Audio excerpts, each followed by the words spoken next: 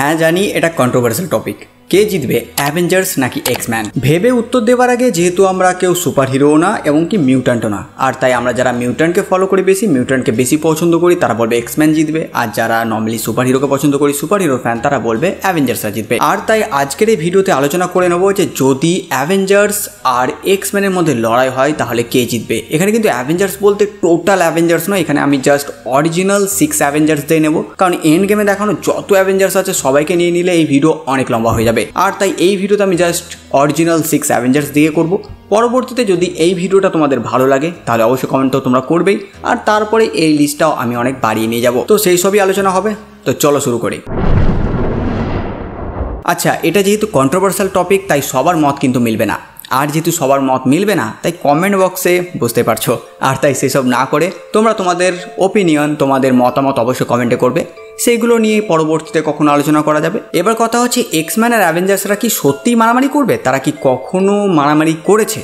তো হ্যাঁ, এমনটা কমিক্সে হয়ে গেছে। অ্যাভেঞ্জার্স ভার্সেস এক্সম্যান কমিক্সে এমনটা আমরা দেখেছি, যেখানে এক্সম্যানরা ফিনিক্স ফোর্সের সাহায্যে অ্যাভেঞ্জার্সদের হারায়, আর তারপর অ্যাভেঞ্জার্সরা পুরো টিম আপ করে আর ফিনিক্স 5কে হারায়। কিন্তু এইসব কিছু তো কমিক্সের কাহিনী গেল, আর তাদেরকে লাইভ অ্যাকশনে আমরা এখনো লড়াই করতে দেখিনি। আর তাই এক এক করে এক্সম্যানদের সাথে অরিজিনাল 6 অ্যাভেঞ্জার্সদের লড়াবো। অরিজিনাল 6 অ্যাভেঞ্জার্স বলতে Iron Man, Captain America, Thor, Hulk, Black Widow আর হকাই মুভিজে।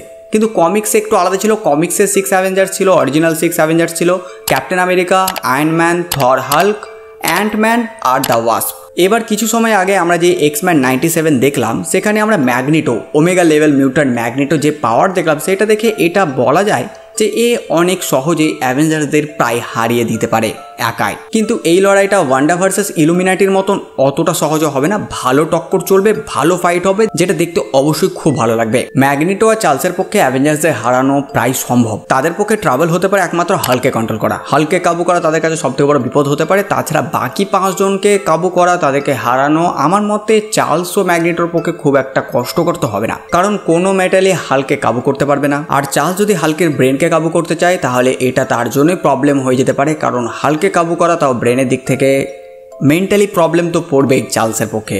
তাছাড়া বাকি 5 জনকে কন্ট্রোল করা এদের কাছে প্রায় খেলনা টাইপ হয়ে যাবে, কারণ Charles Iron Man, Captain America, Thor, Black Widow, হকাইকে ব্রেন কন্ট্রোল করে ইজিলি তাদেরকে হারিয়ে দেবে। আর যদি লিস্টে অ্যান্টম্যান ও ওয়াস্প থাকে তো তাদেরকেও সেম একই রকম হবে, কারণ এরা নর্মাল হিউম্যান। এবার যেহেতু চার্লস ম্যাগনেটোর হেলমেট ভেদ করে তাকে কন্ট্রোল করতে পারে না, ঠিক তেমন যদি আমরা ধরে নিই যে সে আয়রন ম্যানকেও পারবে না, তারও হেলমেট থাকে, অ্যান্টম্যানকেও পারবে না, ওয়াস্পকেও পারবে না, তো চার্লসের লিস্ট থেকে এদেরকে আমরা বের করে দিলাম। কিন্তু ম্যাগনেটো এদেরকে সামলে নেবে, কারণ ম্যাগনেটো মেটাল কন্ট্রোল করতে পারে, আর তাই সে নিজের ম্যাগনেটিক পাওয়ারের সাহায্যে এদেরকে হারিয়ে দেবে, এদের হেলমেটকে ভেঙে এদেরকে সেখানে মেরে ফেলার ক্ষমতা রাখে। তাছাড়া উলভারিনকে দিয়ে হালকে ডিস্ট্র্যাক্ট তো করা যাবেই, সাথে সাথে হালকের সঙ্গে লড়াই করার জন্য বিস্ট আর মর্ফ তো আছেই, যেখানে মর্ফ তো হালকেরই রূপ নিয়ে নেবে, আর মর্ফ যারই রূপ নেয় তার পাওয়ারও সে কপি করতে পারে, পাওয়ার ইউজ করতে পারে। তো সে যদি হালকের রূপ নেয় তো হাল্ক ভার্সেস হাল্ক টাইপ একটা হয়ে যাবে, যেখানে মর্ফের কাছে একটা প্লাস পয়েন্ট থাকবে, সে হাল্ক হওয়ার পরে তার ব্রেনটা মর্ফেরই থাকবে, কিন্তু ওদিকে হাল্ক হওয়ার পর তার ব্রেন কিন্তু ব্রুস ব্যানারে থাকবে না, তো সে পাগল একটা ষাঁড়ের মতন হবে, আর একটা বুদ্ধিমান ষাঁড়ের মতন 2 ষাঁড়ে মারপিট চলবে। এত কিছুর পরও হালকে কাবু করা কিন্তু সম্ভব হবে না, কারণ সে হচ্ছে হাল্ক, সে যত বেশি রাখবে সে তত বেশি পাগল হয়ে যাবে, সে তত বেশি শক্তিশালী হবে। আর তাই এই যেগুলো বললাম এগুলো দিয়ে হালকে কাবু করা তবু বিপজ্জনক হয়ে দাঁড়াবে। কিন্তু যদি ব্রুস ব্যানার হাল্ক হওয়ার আগে চার্লস তার ব্রেনে প্রবেশ করে তার ইমোশনকে নষ্ট করে দেয়, তাহলে কিন্তু ব্রুস ব্যানার কখনো হাল্ক হতে পারবে না, আর এই ক্ষেত্রে এক্সম্যানের চান্সই বেশি হয়ে যাবে এই লড়াইটা জেতার। আর যদি চার্লস হাল্কের ব্রেনে ঢুকে তার ইমোশনকে মোছার চেষ্টা করে তাহলে কিন্তু ওকে অনেক বেশি পাওয়ার ব্যবহার করতে হবে, এতে চার্লসের ব্রেনেও প্রভাব তো পড়বেই। সাথে সাথে এই লড়াই যদি চার্লসের সাথে জিন গ্রে থাকে তাহলে কিন্তু একটা প্লাস পয়েন্ট হয়ে দাঁড়ায়, কারণ দুজনের কাছে প্রায় পাওয়ার সিমিলার। যদি জিন গ্রের আমরা ফিনিক্স পাওয়ারটাকে সাইডে রাখি তাহলে কিন্তু সে টেলিকাইনেসিস এবং এইসব পাওয়ার তার কাছে আছে, তো এই ক্ষেত্রে চার্লস ও জিন গ্রে মিলে অনেককে মেন্টালি কাবু তো করে নেবেই, কিন্তু তবুও হালকে কাবু করতে কিন্তু এরা তবুও পারছে না, এরা বাকিদের সঙ্গে লড়াই করবে। এবার হালকে কাবু করার জন্য তারা যদি রোগকে নিয়ে আসে যে এ ওকে ছুঁয়ে ওর সমস্ত পাওয়ার নিয়ে নেবে, তো এটা কিন্তু একটা ভুল সিদ্ধান্ত হবে এক্সম্যানদের, কারণ রোগ যাকে ছুঁই তার পাওয়ারকে নিয়ে নেয়, তাকে দুর্বল বানিয়ে দেয়, এটা ঠিক। কিন্তু সে হালকে ছুলে হালকের যেই রেডিয়েশন, সে যত রেডিয়েশন প্রডিউস করে, হালকের ভেতরে যে রেডিয়েশন আছে সমস্ত রেডিয়েশনটা অ্যাবজর্ব করার ক্ষমতা কিন্তু রোগের মধ্যে নেই।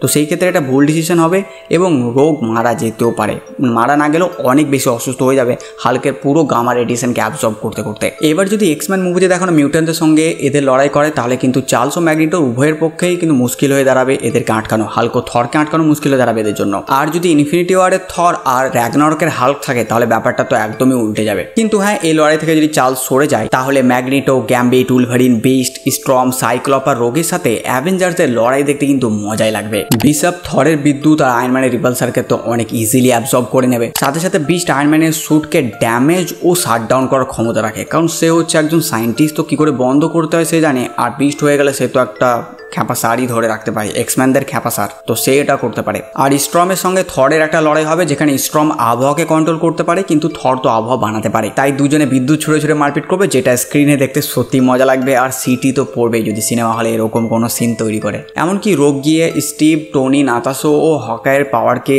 ডাউন করে তাদেরকে হারানোর কাজ করতে পারে। একা ওদের চারজনকে ছুঁয়ে নিলে বাস ওদেরকে ওখানে ডাউন করে দেবে। আর মর্গ গিয়ে হাল্কের রূপ নিয়ে হাল্কের সঙ্গে লড়াই করবে। সাথে সাথে এই লড়াই যদি জিন গ্রে, ফিনিক্স ফোর্স নিয়ে চলে আসে তাহলে কিন্তু খেলা আবার ঘুরে যাবে। আর যদি লড়াইটা 1-1 হয় তাহলে সাইক্লপের সঙ্গে ক্যাপ্টেন আমেরিকার একটা ফাইট খুব সুন্দরভাবে দেখাতে পারে। উলভারিনের সঙ্গে হাল্কের ফাইট দেখাবে। তাছাড়া হাল্কের সঙ্গে লড়তে আর কেই বা যাবে, কার বা বুকে অত দম আছে, তার সঙ্গে লড়তে গেলে পাগলা হতে হবে, যেটা উলভারিন যথেষ্ট। গ্যাম্বিট লড়াই করবে ব্ল্যাক উইডোর সঙ্গে, স্ট্রমের সঙ্গে থর, আর কেবল যদি থাকে বা বিশপ তারা লড়বে আয়রন ম্যানের সঙ্গে। আর থাকলো হকাই, তার সঙ্গে নাইট ক্লড ঠিকই আছে। কিন্তু এত কিছুর পরও এক্সপ্যানদের কাছে প্রবলেম হিসেবে থাকবে কিন্তু হাল্ক, কারণ হাল্ক ও থর ফিজিক্যালি অনেক শক্তিশালী প্রায় সমস্ত এক্সপ্যানদের থেকে। যদি জিন বা চার্লস দ্বারা থরের ব্রেনকে কাবু করা না হয় সে একাই অর্ধেক এক্সপ্যানদের মেরে ফেলার ক্ষমতা রাখে। সেই স্ট্রমকেও হারিয়ে দেবে, যদিও দুজনের কাছেই বিদ্যুৎ আছে, কিন্তু ওই যে একটু আগেই বললাম একজন কন্ট্রোল করে তো অন্যজন বানাতে পারে।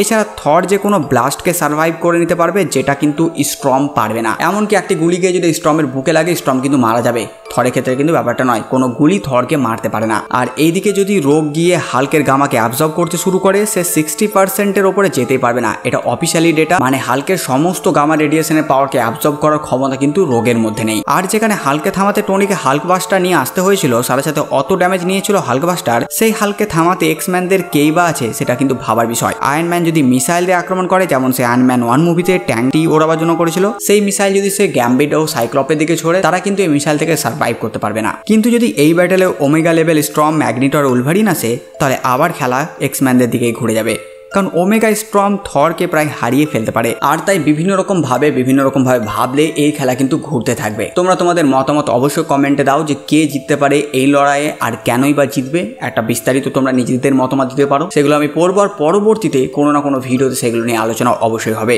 যে এক্সম্যান ভার্সেস অরিজিনাল 6 অ্যাভেঞ্জার্স কারা জিততে পারে এবং কিভাবে জিততে পারে। ফিউচারে এক্সম্যান ভার্সেস অ্যাভেঞ্জার্স তো হবে, এটা তো পাক্কা। এই স্টোরি লাইন এখনো অব্দি এর অ্যাডপ্ট করেনি, তো ফিউচারে অ্যাডপ্ট তো করবে। আর তাই যখনই সেরকম মুভি আসবে সেটা কিন্তু দেখতে ওমেগা লেভেলের হবে। এই সব কিছুকে যদি সাইডে রাখি তাহলে রেড হাল্কের অরিজিন চ্যানেল আছে, সেটা দেখতে অবশ্যই ভুলবে না। তো বাস বন্ধুরা, এই ভিডিওর সাথেটুকুই। তোমরা কমেন্ট করে জানাও ভিডিও তোমাদের কেমন লাগলো। সাথে সাথে আমার এই কাজ যদি তোমাদের ভালো লাগে ভিডিওটি লাইক চ্যানেল সাবস্ক্রাইব করে দেবে। তো আমি আসছি নতুন ভিডিও নিয়ে। আমি প্রিন্স সালমান আর তোমরা দেখছিলে বাংলা কমিক্স।